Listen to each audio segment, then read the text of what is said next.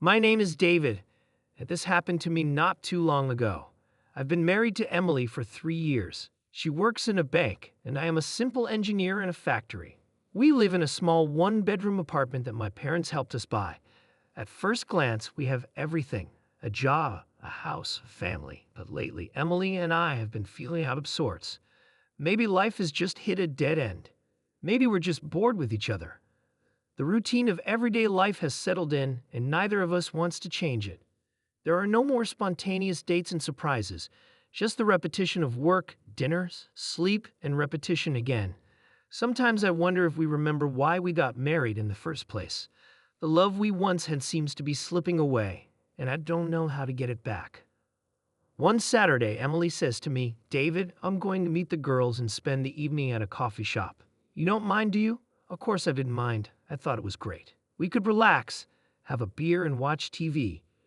I said goodbye to her, sat down in front of the TV, opened the bottle, and was just getting comfortable when the doorbell rang. I thought, who could it be? I opened the door, and there stood my mother-in-law, Susan. She asked if Emily was home. I explained that she had gone out with some friends. Susan sighed heavily and asked if she could sit with me for a while. What could I say to that? Susan is in her 50s, but she takes very good care of herself. Sometimes I catch myself noticing how attractive she looks. It's something I'll never admit to anyone, not even myself, but it's there, a strange fascination with her. I put the kettle on and we sat down at the table.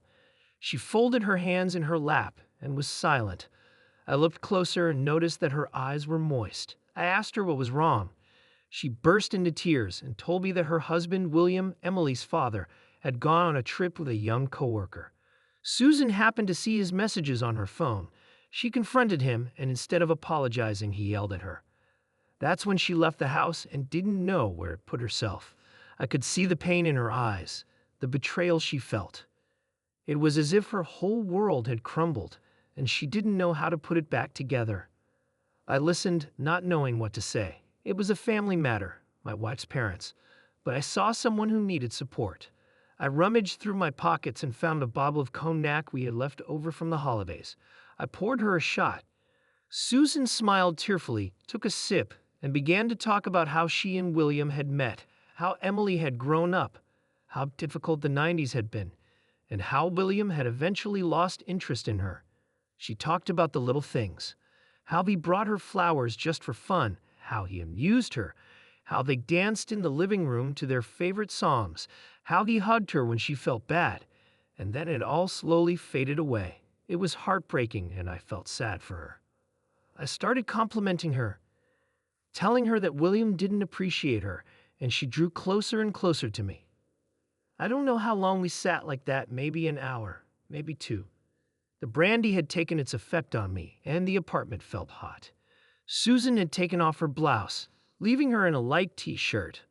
I looked at her and realized I couldn't take my eyes off her neck, her shoulders, her breasts.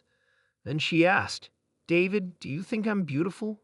I nodded, feeling mesmerized. She moved even closer, whispered something, and kissed my forehead. Her lips were hot, her skin silky under my hands, and for a moment we were both free. We forgot about everything, about Emily, about William, about being a family. It was surreal, like a dream I couldn't wake up from. Her hands were on me, her breath was warm on my skin, and all the emotions that had been building up inside of me came rushing out.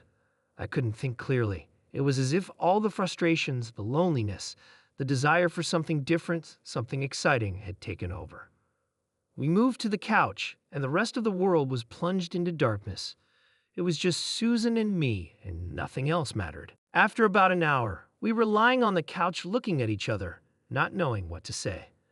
Susan spoke first. We shouldn't have done that.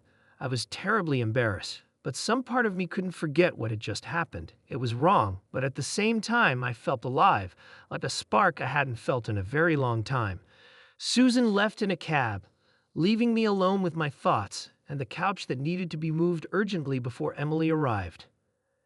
After that night, Susan and I hardly spoke, but we exchanged glances that made my insides ache. Every time we gathered as a family, I got goosebumps.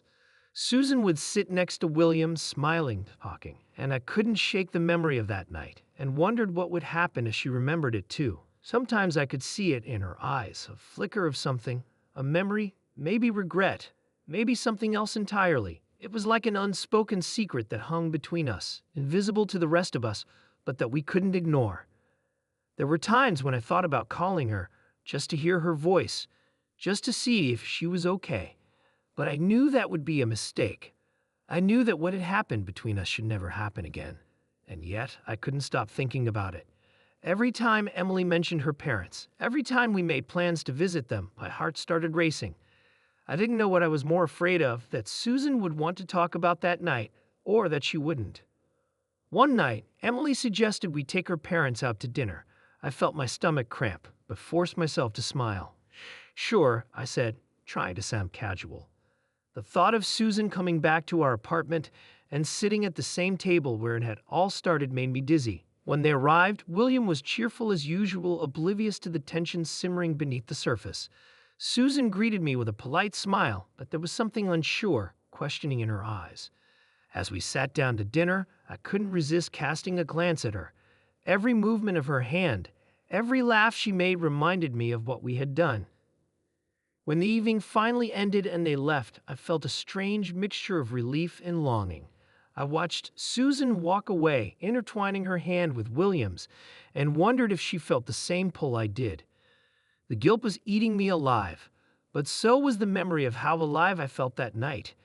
It was like I'd tasted something forbidden, something arousing, and now I couldn't go back to the way it was. I loved Emily, I really did, but something was missing, something I'd gained, however briefly, with Susan. Every time we gathered as a family, goosebumps ran down my spine. Susan would sit down next to William, smile and say something, and I couldn't shake the memory of that night. She was always there, lurking in the back of my mind, constantly reminding me of what we had done, of the line we had crossed. I'd often wondered what would happen if Susan decided to bring it up. Would she want to talk about it, or worse, would she want to do it again? The thought terrified me, but at the same time excited me in a way I couldn't explain.